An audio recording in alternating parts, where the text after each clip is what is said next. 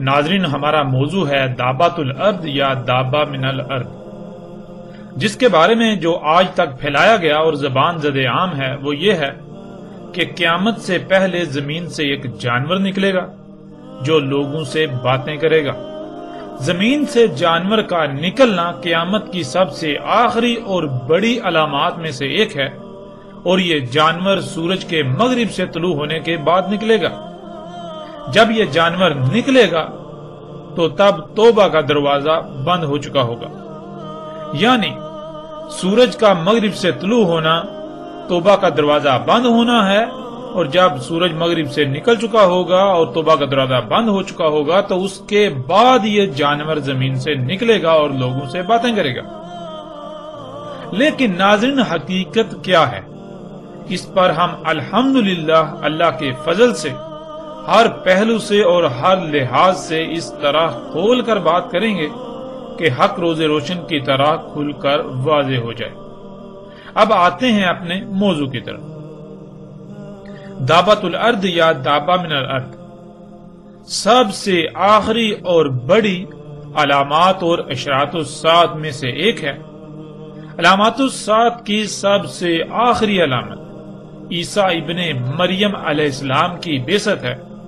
عیسیٰ ابن مریم علیہ السلام کی موجودگی میں ایک عظیم واقعہ رونما ہوگا جو کہ ایک عظیم عذاب ہوگا، جسے اللہ سبحانہ و تعالیٰ نے قرآن میں القاریہ کہا ہے، جو کہ تاریخ انسان کی مجموعی طور پر 5ویں اور آخری ایٹمی تباہی ہوگی، یعنی عالمی ایٹمی جنگ۔ اس کی تفصیل بھی انشاءاللہ اللہ کے فضل سے آئندہ ایک ساتھ میں آئے گی۔ عیسیٰ ابن مریم علیہ السلام جو کہ علامات الساعۃ الکبریٰ میں سے سب سے آخر پر ہیں، ان سے پہلے دخان ہیں، اور دخان سے پہلے دابۃ الارض، یوں یعنی دابۃ الارض علامات الساعۃ الکبریٰ میں تیسری آخری علامت ہے۔ ناظرین، آگے بڑھنے سے پہلے یہاں کچھ الفاظ کو سمجھنا بہت ضروری ہے، کیونکہ ان الفاظ کے غلط تراجم و معنی ایسے پھیلا دیے گئے کہ نہ صرف وہ اتنے عام ہو گئے کہ زبان زد عام ہو گئے، بلکہ اس وجہ سے حق چھپ گیا، یوں اکثریت حق کو سمجھنے سے محروم ہو گئی۔ ان میں پہلا لفظ ہے الساعۃ۔ ناظرین، قرآن میں مجموعی طور پر 36 مقامات پر 40 بار اس لفظ کا استعمال ہوا ہے۔ یہاں یہ بات ذہن میں رہے، لفظ الساعۃ کی بات ہو رہی ہے، نہ کہ صرف سات کی۔ الساعۃ اور سات میں کیا فرق ہے، اس پر بھی آگے بات ہوگی۔ پہلے اس پر بات کریں گے کہ آج تک اس لفظ کا کیا ترجمہ کیا جاتا رہا۔ ناظرین، آپ قرآن کے جتنے بھی تراجم و تفاسیر ہیں انہیں اٹھا کر دیکھ لیں تو آپ کو تقریباً ہر جگہ پر لفظ الساعۃ کا ترجمہ قیامت ہی ملے گا۔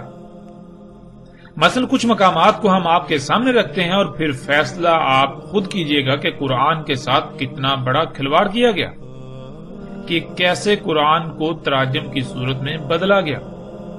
ناظرین، ہم وقت کی قلت اور کم وقت میں موضوع کو مکمل کرنے کی غرض سے مکمل آیات کا ترجمہ بیان نہیں کریں گے، بلکہ ہم آیات میں صرف انہی مقامات کا ترجمہ بیان کریں گے جہاں لفظ الساعۃ کا استعمال ہوا ہے۔ اس وقت آپ سکرین پر دیکھ سکتے ہیں سورہ یوسف آیت نمبر 107، جس میں لفظ الساعۃ کا ذکر ہوا ہے، اور مترجم ہے مفتی محمد نعیم۔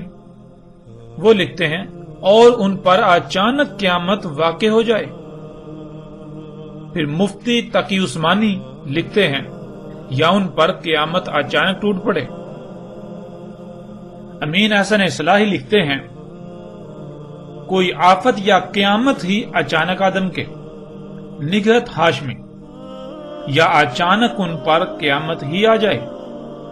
ابو العلا مودودی، یا بے خبری میں قیامت کی گھڑی اچانک ان پر نہ آ جائے۔ احمد رضا خان، یا قیامت ان پر اچانک آ جائے۔ احمد علی، یا اچانک قیامت ان پر آ جائے۔ فتح محمد جالندری، یا ان پر ناگہاں قیامت آ جائے۔ طاہر القادری، یا ان پر اچانک قیامت آ جائے۔ علامہ جوادی، یا اچانک قیامت آ جائے، محمد جوناگڑھی، یا ان پر اچانک قیامت ٹوٹ پڑے، محمد حسین نجفی، یا اچانک ان کے سامنے اس حال میں قیامت آ جائے، محمود الحسن، یا آ پہنچے قیامت، اشرف علی تھانوی، یا ان پر اچانک قیامت آ جاوے۔ اس طرح ناظرین اگلی آیت سورہ نحل کی آیت نمبر 77، مفتی محمد نعیم، اور جہاں تک قیامت کے واقع ہونے کا معاملہ ہے تو وہ پلک جھپکنے جتنا ہے، مفتی تقی عثمانی، اور قیامت کا معاملہ آنکھ جھپکنے سے بھی زیادہ نہیں ہوگا، امین احسن اصلاحی، اور قیامت کا معاملہ بس آنکھ جھپکنے کی طرح یا اس سے بھی جلد تر ہوگا، نگہت ہاشمی، اور قیامت کا معاملہ پلک جھپکنے جیسا ہے، ابو العلا مودودی، اور قیامت کے برپا ہونے کا معاملہ کچھ دیر نہ لے گا، احمد رضا خان، اور قیامت کا معاملہ نہیں مگر جیسے ایک پلک کا مارنا، احمد علی، اور قیامت کا معاملہ تو ایسا ہے جیسا آنکھ کا جھپکنا، فتح محمد جالندری، قیامت کا آنا یوں ہے جیسے آنکھ کا جھپکنا، طاہر القادری، اور قیامت کے بپا ہونے کا واقعہ اس قدر تیزی سے ہوگا جیسے آنکھ کا جھپکنا، محمد جوناگڑھی، اور قیامت کا امر تو ایسا ہی ہے جیسے آنکھ کا جھپکنا، محمد حسین نجفی، اور قیامت کا حکم تو صرف ایک پلک جھپکنے کے برابر یا اس سے بھی قریب تر ہے، محمود الحسن، اور قیامت کا کام تو ایسا ہے جیسے لپک نگاہ کی یا اس سے بھی قریب، اشرف علی تھانوی، اور قیامت کا معاملہ بس ایسا جھٹ پٹ ہوگا جیسے آنکھ کا جھپکنا۔ اس طرح ناظرین سورہ الکہف کی آیت نمبر 36، مفتی محمد نعیم، اور نہ میں یہ خیال کرتا ہوں کہ قیامت برپا ہوگی، مفتی تقی عثمانی، اور میرا یہ خیال ہے کہ قیامت کبھی نہیں آئے گی، امین احسن اصلاحی، اور میں قیامت کے آنے کا بھی گمان نہیں رکھتا، نگہت ہاشمی، اور میں نہیں سمجھتا کہ قیامت بھی قائم ہونے والی ہے، ابو العلا مودودی، اور مجھے توقع نہیں کہ قیامت کی گھڑی کبھی آئے گی، احمد رضا خان، اور میں گمان نہیں کرتا کہ قیامت قائم ہو، احمد علی، اور میں قیامت کو ہونے والی خیال نہیں کرتا، فتح محمد جالندری، اور نہ خیال کرتا ہوں کہ قیامت برپا ہو، طاہر القادری، اور نہ ہی یہ گمان کرتا ہوں کہ قیامت قائم ہوگی،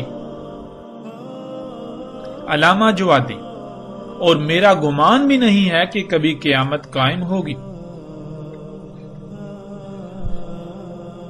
محمد جوناگڑھی، اور نہ میں قیامت کو قائم ہونے والی خیال کرتا ہوں، محمد حسین نجفی، اور میں خیال نہیں کرتا کہ کبھی قیامت برپا ہوگی، محمود الحسن، اور نہیں خیال کرتا ہوں کہ قیامت ہونے والی ہے، اشرف علی تھانوی، اور میں قیامت کو خیال نہیں کرتا کہ آئے گی۔ ناظرین ہم نے 14 مترجمین کے تراجم کو آپ کے سامنے رکھا اور آپ نے خود دیکھا کہ تمام کے تمام مترجمین نے لفظ الساعۃ کا ترجمہ قیامت کیا، اور ہم آپ کو پہلے ہی بتا چکے کہ قرآن میں مجموعی طور پر 36 مقامات پر 40 بار اس لفظ یعنی الساعۃ کا ذکر ہوا ہے۔ اور ناظرین آپ تمام کے تمام مقامات کو اٹھا کر دیکھ لیں، آپ کو ان تمام کے تمام مترجمین کا ترجمہ یہی ملے گا، یعنی الساعۃ کا ترجمہ قیامت ہی ملے گا۔ اب ناظرین سوال یہ پیدا ہوتا ہے کہ اگر لفظ الساعۃ کا معنی قیامت ہی تھا یا اس سے مراد قیامت ہی تھا تو پھر کیا اللہ سبحانہ و تعالیٰ کو اس کا علم نہ تھا کہ یہاں قیامت کا ذکر کرنا مقصود ہے، لیکن اللہ سبحانہ و تعالیٰ یہاں لفظ الساعۃ کا استعمال کر رہا ہے؟ اور ناظرین یہ نقطہ ہم نے آپ کے سامنے اس لیے رکھا کیونکہ آپ یہ جان کر چونک جائیں گے کہ اللہ سبحانہ و تعالیٰ نے قرآن میں لفظ قیامت کا بھی استعمال کیا ہے، بلکہ قیامت پر تو پوری ایک سورۃ القیامہ بھی قرآن میں موجود ہے۔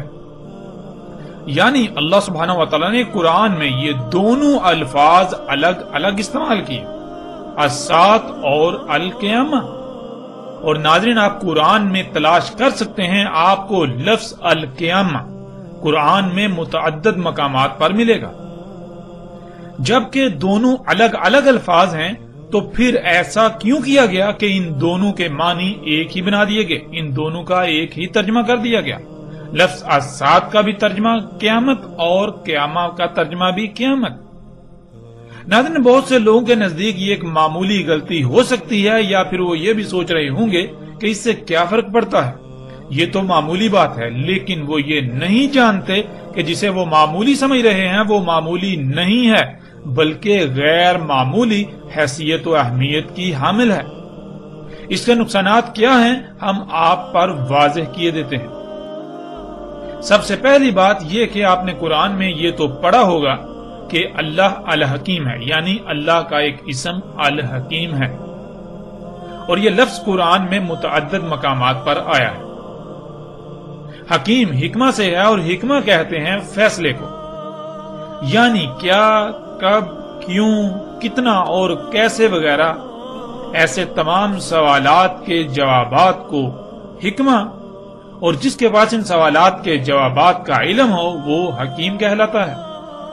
ناظرین اسے ایک مثال سے سمجھ لیتے ہیں۔ مثلا آپ پلاؤ بنانا چاہتے ہیں، پلاؤ بنانے کے لیے کیا کیا درکار ہے؟ مثلا آگ، برتن، گھی، چاول، گوشت، پیاز، نمک، مرچ، مسالے اور پانی وغیرہ، یہ سب علم کہلاتا ہے۔ اور اب یہ فیصلہ کرنا کہ ان اشیاء کا کب، کیوں، کتنا اور کیسے استعمال کرنا ہے۔ مثلا سب سے پہلے کیا کرنا ہے، یعنی آگ جلانی ہے، کتنی جلانی ہے، اسی طرح کب برتن رکھنا ہے، کتنا گرم کرنا ہے، کیوں گرم کرنا ہے، اسی طرح باقی تمام اشیاء کب، کیوں، کتنی کتنی اور کیسے استعمال کرنی ہے کہ بہترین مطلوبہ شے یعنی پلاؤ بن جائے، اسے حکمہ کہتے ہیں۔ اور جس میں یہ صلاحیت موجود ہو اسے حکیم کہتے ہیں۔ ناظرین یہ جان لینا ضروری ہے کہ اگر کہیں بھی کوئی بھی رد و بدل کیا جائے گا، یعنی کسی شے کا کم یا زیادہ پہلے یا بعد میں استعمال کیا جائے گا تو مطلوبہ نتائج حاصل نہیں ہو سکتے، اس لیے رائے برابر بھی تبدیلی ممکن نہیں ہے۔ اب قرآن میں دیکھیں کہ اللہ سبحانہ و تعالیٰ نے یہ لفظ کہاں کہاں استعمال کیا، تو آپ پر واضح ہو جائے گا کہ اللہ سبحانہ و تعالیٰ نے خود کو العلیم الحکیم کہا، الحکیم کو العلیم کے ساتھ استعمال کیا۔ تو ناظرین سوال یہ پیدا ہوتا ہے کہ آخر کیوں؟ تو اس کا جواب یہ ہے کہ اللہ العلیم ہے، نہ صرف العلیم ہے بلکہ وہ الحکیم بھی ہے، یعنی اس علم کا کب، کہاں، کیوں، کتنا اور کیسے استعمال کرنا اللہ میں یہ صلاحیت موجود ہے، یہ ہے الحکیم ہونا۔ اور پھر اللہ نے نہ صرف خود کو الحکیم کہا بلکہ اللہ سبحانہ و تعالیٰ نے خود کو العزیز الحکیم کہا، جیسا کہ آپ آیات میں دیکھ سکتے ہیں۔ العزیز الحکیم یعنی ایسا حکیم کہ ایک رائی برابر بھی اس کی حکمت میں شائبہ نہیں، مطلب یہ کہ وہ جس شے کا بھی استعمال کرتا ہے، وہ جو بھی کام کرتا ہے تو اس میں خامی و خرابی کا تصور تک بھی نہیں کیا جا سکتا۔ وہ جو بھی کہتا ہے، وہ جو بھی کرتا ہے بالکل ویسا ہی کرتا ہے کہ اس میں تبدیلی کا کوئی تصور تک نہیں کیا جا سکتا۔ یعنی اگر اس نے کوئی لفظ استعمال کیا ہے اور اس کے برعکس قرآن میں بالکل اس سے ملتا جلتا لفظ استعمال ہوتا ہے لیکن ان دونوں میں ایک باریک سا فرق ہے، تو اس فرق کو ضرور مد نظر رکھا جائے گا، کیونکہ اگر اس فرق کو مد نظر نہ رکھا تو یہ اللہ کے الحکیم ہونے کا کفر ہوگا۔ اللہ سبحانہ و تعالیٰ نے وہ فرق اسی لیے رکھا کیونکہ وہاں وہ فرق رکھنا لازم تھا۔ یہ ہے اللہ کا الحکیم ہونا۔ اب اگر کوئی شخص قرآن میں ایسے فرق کو نظر انداز کرتا ہے تو وہ اللہ کے الحکیم ہونے کا انکار کرتا ہے۔ اللہ سبحانہ وتعالیٰ نے وہاں وہ فرق اسی لیے رکھا کیونکہ وہاں بالکل ویسا ہی لفظ آ سکتا تھا، وہاں بالکل ویسی ہی بات کرنا مقصود تھی، اس میں رائی برابر بھی تبدیلی نہیں کی جا سکتی۔ اب ناظرین، جب کہ آپ جان چکے ہیں کہ اللہ نہ صرف الحکیم ہے بلکہ العلیم الحکیم ہے، اور پھر نہ صرف العلیم الحکیم بلکہ العزیز العلیم الحکیم، جب اللہ الحکیم ہے، نہ صرف الحکیم بلکہ العزیز الحکیم، تو پھر یہ کیسے ممکن ہے کہ اس کا کام، اس کا کلام الحکیم نہ ہو؟ بلا شک و شبہ پھر اللہ سبحانہ و تعالیٰ کا ہر کام حکمت سے بھرپور ہے۔ قرآن اللہ کا کلام ہے تو پھر یہ بھی الحکیم ہے، جیسا کہ آپ قرآن میں ہی دیکھ سکتے ہیں۔ سکرین پر آپ کو آیت نظر آ رہی ہے، سورہ یاسین آیت نمبر 2، والقرآن الحکیم۔ تو ناظرین، اللہ سبحانہ و تعالیٰ نے اسی قرآن میں القرآن کو الحکیم کہا، یعنی القرآن میں جہاں جہاں جو جو الفاظ بیان کیے، جو جو آیات آئیں، جو جو حروف آئے، ان میں رائی برابر بھی تبدیلی نہیں کی جا سکتی۔ اللہ سبحانہ و تعالیٰ نے بالکل ویسے ہی الفاظ استعمال کیے جیسے الفاظ استعمال کرنا مقصود تھے۔ اگر کوئی ان کو نظر انداز کرتا ہے تو وہ نہ صرف اللہ کے الحکیم ہونے کا کفر کرتا ہے، انکار کرتا ہے، بلکہ وہ القرآن کے الحکیم ہونے کا بھی کفر کرتا ہے، انکار کرتا ہے۔ ناظرین، اب آپ خود غور کریں کہ جب اللہ العزیز الحکیم ہے تو پھر اس کا ہر کام بھی عزیز الحکیم ہے، اس کا کلام قرآن بھی عزیز الحکیم ہے، تو پھر یہ کیسے ہو سکتا ہے کہ اللہ لفظ السات کا استعمال کرے اور اللہ کے علاوہ دوسرے السات کو القیامہ بنا دیں؟ یہ کیسے ہو سکتا ہے؟ کیا قرآن الحکیم نہیں؟ کیا اللہ الحکیم نہیں؟ ناظرین، اگر قرآن میں قیامہ لفظ موجود نہ ہوتا تو کہا جا سکتا تھا کہ السات کا ترجمہ القیامہ ہی ہے، لیکن جب لفظ القیامہ بھی قرآن میں موجود ہے تو پھر ایسے لوگوں کو کس نے یہ اختیار دیا کہ وہ السات لفظ کو بدل دیں؟ ان کو یہ کس نے اختیار دیا کہ وہ قرآن کے الحکیم ہونے کا کفر کر دیں؟ ان کو کس نے یہ اختیار دیا کہ وہ اللہ کے الحکیم ہونے کا کفر کر دیں؟ اللہ سبحانہ و تعالی لفظ السات استعمال کر رہا ہے اور یہ اس لفظ کو القیامہ سے بدل رہے ہیں۔ آخر ان لوگوں کو یہ اختیار کس نے دیا؟ کیا یہ قرآن کے ساتھ کھلواڑ نہیں ہے؟ کیا یہ انتہائی غیر معمولی غیر ذمہ داری کا مظاہرہ نہیں ہے؟ ناظرین، کیا آپ جانتے ہیں ایسا کرنا انسان کا یہ عملاً اس بات کا اقرار ہوتا ہے، اس کا عملاً یہ دعویٰ ہوتا ہے کہ اللہ الحکیم نہیں، اس کا کلام قرآن الحکیم نہیں ہے۔ جن جن لوگوں نے ایسا کیا انہوں نے عملاً اس بات کا اقرار کیا، عملاً اس بات کا دعویٰ کیا کہ اللہ الحکیم نہیں ہے، اللہ کا کلام قرآن الحکیم نہیں ہے۔ تو ناظرین، یہ ہے پہلا بڑا نقصان اس غلطی کا۔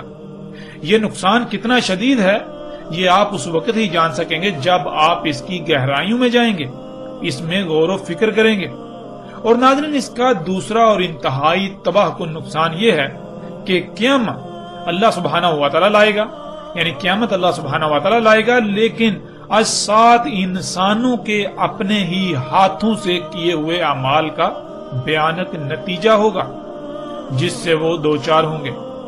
جب السات کو قیامت قرار دیا جاتا ہے تو پھر ہر شخص کے ذہن میں یہی بات ہوتی ہے کہ قیامت تو اللہ خود لائے گا، اس میں انسانوں کا کوئی عمل دخل نہیں۔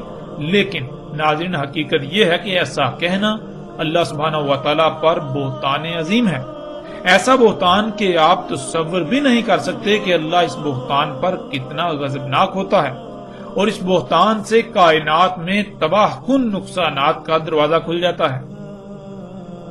ناظرین، اس سے پہلے کہ ہم آگے بڑھیں دعوت الارض کے موضوع پر بات کرنے کے لیے باقی الفاظ کی طرف، ہم یہ جان لیں کہ السات کیا ہے۔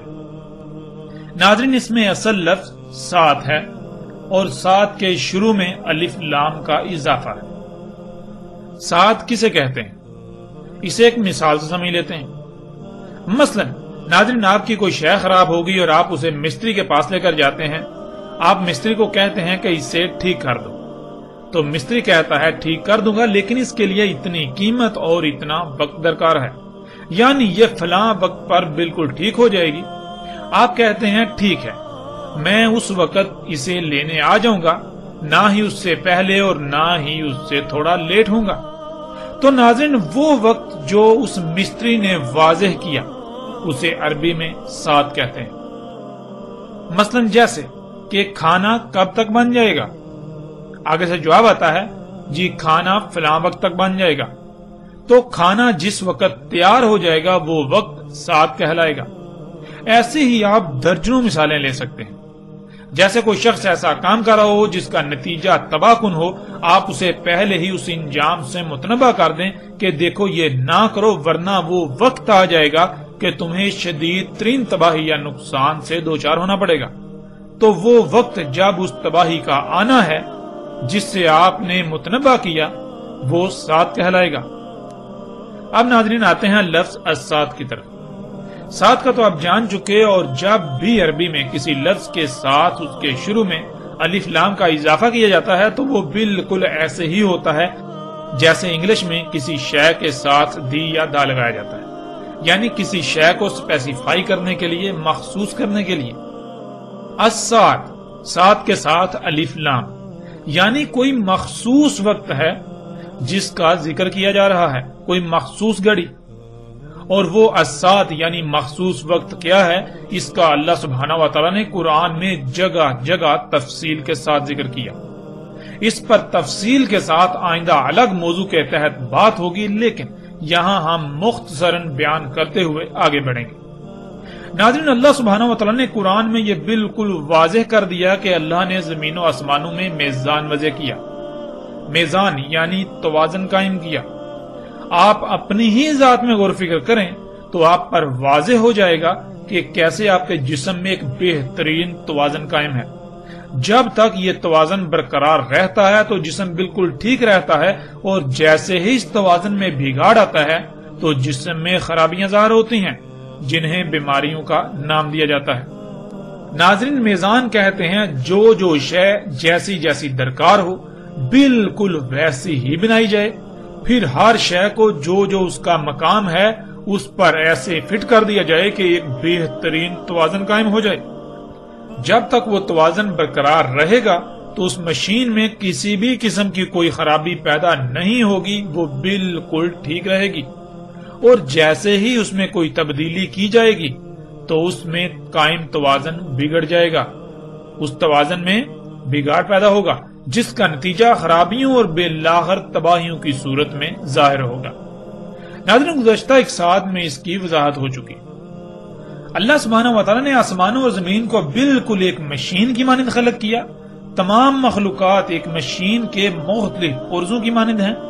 جیسے ایک مشین میں تمام پرزے جب تک اپنے اپنے مقام پر رہتے ہوئے اپنی اپنی ذمہ داری پوری کریں گے تو وہ مشین بالکل ٹھیک رہے گی، بالکل ایسے ہی اللہ سبحانہ و تعالیٰ نے زمین اور آسمانوں میں لاتعداد مخلوقات کو خلق کر کے ان کے مقامات پر لگا دیا تاکہ وہ اپنی اپنی ذمہ داری پوری کریں، جس سے وضع کردہ توازن برقرار رہے۔ اللہ سبحانہ و تعالیٰ نے کہا تھا کہ اس نے پہاڑوں سے زمین کا توازن قائم کیا، اور سختی کے ساتھ کہا تھا کہ اللہ کی خلق میں تبدیلی نہ کرنا، اللہ کی خلق میں چھیڑ چھاڑ نہ کرنا، اللہ کی خلق میں فطرت میں مداخلت نہ کرنا، کیونکہ اللہ نے اپنی خلق میں تبدیلی کی گنجائش رکھی ہی نہیں ہے۔ اگر اللہ کی خلق میں تبدیلی کی جائے گی تو پھر اس میں بگاڑ پیدا ہوگا جس کا نتیجہ تباہیوں کی صورت میں سامنے آئے گا۔ ایسے ہی زمین کی مخلوقات ہوں، پھل پھول سبزیوں سمیت تمام کا تمام رزق ہو، ہواؤں اور بادلوں کا نظام ہو، زمین و آسمان میں لاتعداد چھپی ہوئی مخلوقات ہوں، ان میں چھیڑ چھاڑ کرنے، ان میں مداخلت کرنے، ان کے پیچھے پڑنے سے منع کیا، ان میں کسی بھی قسم کی تبدیلی کرنے سے منع کیا تھا، ورنہ اگر ان میں چھیڑ چھاڑ کی جائے گی تو ان میں بگاڑ پیدا ہوگا اور پھر نتیجتاً طرح طرح کی بیماریوں، مصیبتوں، تکلیفوں، زلزلوں، سیلابوں، طوفانوں اور تباہیوں کا سامنا کرنا پڑے گا۔ ناظرین، آپ خود غور کریں کہ آپ کا جسم زمین کے عناصر سے بنا ہے اور وہ زمین کے عناصر آپ کے جسم کی ضرورت ہوتے ہیں، جن کو آپ بطور خوراک اپنے جسم کو فراہم کرتے ہیں۔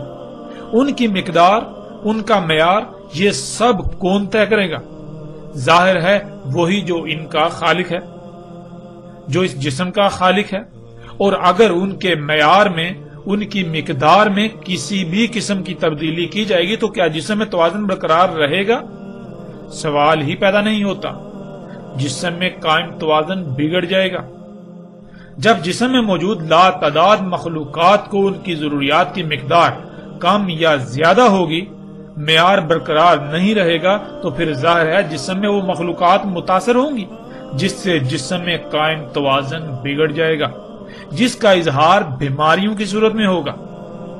اب اگر ان بیماریوں یعنی جسم میں ہونے والی خرابیوں کو دور نہیں کیا جائے گا تو پھر ظاہر ہے ایک وقت ایسا آئے گا جب جسم موت کا شکار ہو جائے گا، یعنی آخری بڑی تباہی کا شکار ہوگا۔ ایسے ہی ناظرین، جب زمینوں آسمانوں میں ترقی کے نام پر چھیڑ چھاڑ کی جائے گی، ان میں فساد کیا جائے گا، پہاڑوں کو کاٹ کاٹ کر زمین کا توازن بگاڑ دیا جائے گا، تو کیا زلزلے نہیں آئیں گے؟ رزق میں زیادہ اور جلد پیداوار کے حصول کے لالچ میں چھیڑ چھاڑ کی جائے گی، اس میں جنیاتی تبدیلیاں کی جائیں گی، تو کیا اس رزق کا استعمال کرنے والے انسان ہوں یا باقی جاندار، کیا ان کے اجسام میں اللہ کے وضع کردہ میزان میں خسارہ نہیں ہوگا اور نتیجتاً بیماریوں کا شکار نہیں ہوں گے، مفلوج نہیں ہوں گے؟ زمین میں قدرتی وسائل کے حصول کے نام پر زمین کا خون نکالا جائے گا، زمین سے وہ عناصر نکالے جائیں گے جن کے بغیر زمین ناکارہ ہو جائے، تو پھر کیا زمین میں بگاڑ نہیں ہوگا؟ زمین جگہ جگہ سے دنسے گی نہیں؟ بادلوں میں ہواؤں کے نظام میں چھیڑ چھاڑ کی جائے گی تو کیا بادلوں کا نظام ٹھیک رہے گا؟ اس میں قائم توازن نہیں بگڑے گا اور نتیجتاً طوفان، آندھیاں اور سیلاب نہیں آئیں گے؟ زمین پر ترقی کے نام پر طرح طرح کی گیسوں کا اخراج کیا جائے گا جس سے فضا زہر آلود ہو جائے گی، تو سانس اور جلد کی بیماریوں کے ساتھ ساتھ طرح طرح کی تباہیوں کا سامنا نہیں کرنا پڑے گا؟ کیا زمین پر درجہ حرارت بڑھنا شروع نہیں ہو جائے گا؟ کیا آسمان یعنی زمین کے گرد گیسوں کی 7 تہوں پر مشتمل تہ در تہ حساس ترین حصار متاثر نہیں ہوگا؟ وہ پھٹے گا نہیں؟ ناظرین، یہی سب اللہ سبحانہ و تعالیٰ نے کہا تھا کہ جب تم فطرت میں چھیڑ چھاڑ کرو گے، اللہ کی خلق میں تبدیلیاں کرو گے، تو ان نتائج کا سامنا کرنا پڑے گا۔ اور جیسے جب تک بیماری لا علاج نہیں ہوتی تب تک علاج ممکن ہوتا ہے، اس وقت تک علاج کر لیا جائے تو بیماری سے چھٹکارا مل جاتا ہے، ورنہ اگر وقت ہاتھ سے نکل جائے تو نہ صرف بیماری لا علاج ہو جاتی ہے بلکہ پھر آخری بڑے نتیجے کا سامنا کرنا پڑتا ہے جو جسم کو مکمل طور پر نکارہ بنا دیتا ہے، اور وہ موت ہے۔ بالکل اسی طرح ناظرین، آج آپ اپنی آنکھوں سے دیکھ رہے ہیں انسانوں کے اپنے ہی ہاتھوں سے کیے جانے والے مفسد اعمال، جنہیں وہ ترقی کا نام دیتے ہیں، ان کی وجہ سے دنیا میں طرح طرح کی بیماریاں، مصیبتیں، تکالیف، جنگ و جدل، سیلاب، طوفان، آندھیاں، زلزلے، زمین کا جگہ جگہ سے دھنسنا، زمین اور پہاڑوں کا ٹل جانا وغیرہ، کیا یہ سب رک جائے گا؟ نہیں، یہ اب لا علاج ہو چکا۔ اب یہ سب دن بدن بڑھتا ہی چلا جائے گا، یہاں تک کہ عنقریب ایسا زلزلہ آئے گا جو کہ انسانوں پر آخری عظیم ترین تباہی مسلط ہوگی، جس میں ایک بھی انسان نہیں بچے گا۔ اس تباہی کے مسلط ہونے کے وقت کو اللہ سبحانہ و تعالیٰ نے قرآن میں الساعۃ کہا۔ اب ناظرین، آپ خود غور کریں کہ کیا الساعۃ قیامت ہے؟ کیا الساعۃ اللہ لائے گا یا پھر انسانوں کے اپنے ہی مفسد اعمال جن کو وہ ترقی کا نام دے رہا ہے، انہی اعمال کا بھیانک نتیجہ ہوگا؟ اور ناظرین، قیامت کیا ہے؟ اس کو بھی یہاں مختصراً جان لیں، باقی تفصیل کے ساتھ آئندہ ایک ساتھ میں قیامت کے موضوع کے تحت بات ہوگی۔ ناظرین، قرآن میں 70 مقامات پر لفظ القیامہ کا استعمال ہوا ہے، اور تمام مقامات پر آپ پر یہ بات واضح ہو جائے گی کہ قیامت کیا ہے۔ قیامت الساعۃ کے بعد یعنی عظیم زلزلے میں تمام کے تمام انسانوں کے خاتمے کے بعد، جب زمین انسانوں کے اپنے ہی ہاتھوں سے کیے ہوئے مفسد اعمال کے رد عمل کی وجہ سے انتہائی بھیانک صورت اختیار کر چکی ہوگی، انسانوں کے اعمال کے رد عمل جب آنا تھم جائیں گے، تب تمام انسانوں کو دوبارہ زندہ کیا جائے گا اور ان سے ان کے اعمال کی پرسش ہوگی اور بدلے کا سامنا کرنا ہوگا۔ اس سے القیامہ یعنی قیامت کہا گیا۔ اب ناظرین، آپ خود غور و فکر کریں اور فیصلہ کریں، الساعۃ اور القیامہ میں کتنا فرق ہے، اور الساعۃ کا ذمہ دار کون ہوگا؟ کس کی وجہ سے الساعۃ آئے گی؟ کیا اللہ الساعۃ کا ذمہ دار ہوگا یا انسان خود اس کا ذمہ دار ہوگا؟ کیا الساعۃ اللہ کی چاہت ہوگی؟ اور القیامہ کیا ہے؟ القیامہ دوبارہ اٹھائے جانے سے لے کر رائی برابر اعمال کا بدلہ دیا جائے گا۔ ناظرین، اب سوال یہ پیدا ہوتا ہے کہ کیا انسان ایسا چاہے گا یا پھر القیامہ اللہ کی چاہت ہوگی؟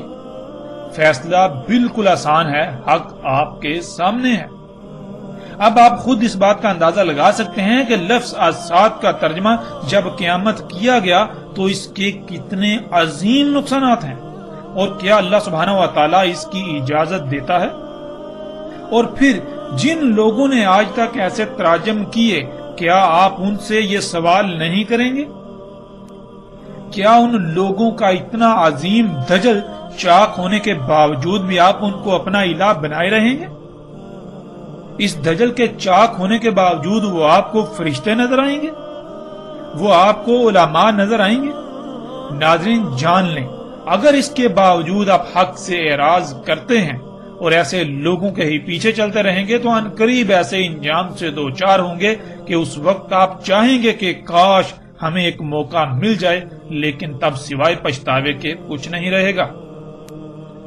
اس لیے اس وقت فیصلہ آپ کے ہاتھ میں ہے، آپ کے پاس وقت ہے، آپ وہ فیصلہ کریں جس میں آپ کے لیے دنیا اور آخرت میں فلاح ہو، فائدہ ہو، پچھتاوے کا سامنا نہ کرنا پڑے۔ ناظرین، لفظ الساعۃ کو آپ الحمدللہ جان چکے، اب آتے ہیں ان الفاظ کی طرف، اشراط اور علامات۔ جیسے آپ نے عموماً سنا ہوگا اشراط الساعۃ اور ایسے ہی علامات الساعۃ، اور دونوں کا ترجمہ قیامت کی علامات یا قیامت کی نشانیاں کر دیا جاتا ہے۔ لفظ اشراط یہ جمع کا صیغہ ہے اور اس کا واحد شرط ہے۔ ناظرین، شرط کسے کہتے ہیں اسے ایک مثال سے سمجھ لیتے ہیں۔ مثلا پیاس بجھانے کے لیے پانی کا ہونا ضروری ہے، پانی کے بغیر پیاس کا بجھانا ناممکن ہے۔ یعنی شرط کسی بھی عمل یا شے کے پیچھے موجود ایسے عمل، عوامل یا مراحل کو کہتے ہیں جس کے بغیر عمل کا وجود ناممکن ہو۔ جیسے دو اس وقت تک نہیں آ سکتا جب تک کہ ایک نہیں آ جاتا، اب ایک نہ صرف دو کے پیچھے اس کے وجود یا عدم کی وجہ ہے، بلکہ جب تک ایک نہیں آ جاتا تب تک دو نہیں آ سکتا۔ بالکل ایسے ہی ناظرین، اشراط الساعۃ کہتے ہیں ان امور کو، یعنی ان کاموں کو، ان عوامل کو، ان اعمال کو، ان مراحل کو جن کے بغیر الساعۃ کا آنا ناممکن ہے، کیونکہ نہ صرف وہ الساعۃ سے پہلے ہونا لازم ہے بلکہ انہی کی وجہ سے الساعۃ کا وجود ممکن ہے، یعنی ان کی وجہ سے الساعۃ آئے گی، وہ عظیم زلزلہ آئے گا۔ اب ناظرین، آپ کے لیے بالکل آسان ہو چکا اشراط الساعۃ کو جاننا۔ آپ خود غور کریں کہ وہ کون سے امور ہیں، وہ کون سے عوامل ہیں، وہ کون سے مراحل ہیں جن کی وجہ سے الساعۃ آئے گی، یعنی عظیم زلزلے کی صورت میں ایسی تباہی کہ کوئی ایک بھی انسان اس سے نہیں بچ سکے گا۔ ناظرین، اب آتے ہیں علامات الساعۃ کی طرف، یعنی لفظ علامات کی طرف۔ علامات ان امور، ان عوامل، ان مراحل وغیرہ کو کہا جاتا ہے جو اپنے بعد کسی کے وجود میں آنے کا علم دے رہے ہوں، یعنی جو اپنے بعد آنے والے کا اظہار کر رہے ہوں۔ جیسے اگر آپ کے سامنے ایک لکھا جائے تو ایک اپنے بعد آنے والے کا علم ہوتا ہے، یعنی ایک کے بعد دو آئے گا۔ ایسے ہی ناظرین، مثال کے طور پر اگر کوئی شخص اینٹیں، سیمنٹ، بجری، سریا اور ریت وغیرہ خرید رہا ہو تو یہ عوامل اس بات کا علم دے رہے ہوتے ہیں کہ کسی عمارت کی تعمیر ہونے والی ہے، یا تعمیر ہو رہی ہے، یا پھر عنقریب تعمیر ہو جائے گی۔ یعنی علامات ان عوامل، امور یا مراحل وغیرہ کو کہا جاتا ہے جو مستقبل قریب یا بعید میں آنے والے کا علم دے رہے ہوں۔ اب ناظرین غور کریں، آج جو زلزلے آ رہے ہیں، جن وجوہات کی بنا پر یہ زلزلے آ رہے ہیں، اگر ان وجوہات کو دور نہیں کیا جائے گا، ان کی اصلاح نہیں کی جائے گی، تو پھر کیا یہ زلزلے رک جائیں گے؟ یا پھر یہ قانون فطرت ہے کہ خرابی کو دور نہ کیا جائے تو وہ دن بدن بڑھتی ہی چلی جائے گی، یہاں تک کہ وہ اپنے انجام کو نہ پہنچ جائے۔ جب قانون فطرت یہ ہے تو پھر یہ زلزلے دن بدن بڑھتے ہی چلے جائیں گے۔ آج ان زلزلوں میں درجنوں، سینکڑوں، ہزاروں اور لاکھوں لوگ مر رہے ہیں، تو جیسے جیسے یہ زلزلے بڑھتے چلے جائیں گے تو اموات بھی بڑھتی چلے جائیں گی، یہاں تک کہ بڑھتے بڑھتے اتنا بڑا زلزلہ آئے گا کہ کوئی ایک انسان بھی اس زلزلے میں سے نہیں بچ پائے گا، جسے اسات کہا گیا۔ تو ناظرین غور کریں، کیا یہ زلزلے علام نہیں ہے اسات کا؟ یعنی یہ زلزلے عن قریب ایک عظیم زلزلے کا علم ظاہر نہیں کر رہے؟ بالکل کر رہے ہیں، اس وجہ سے انہیں علامات الساعت کہا گیا۔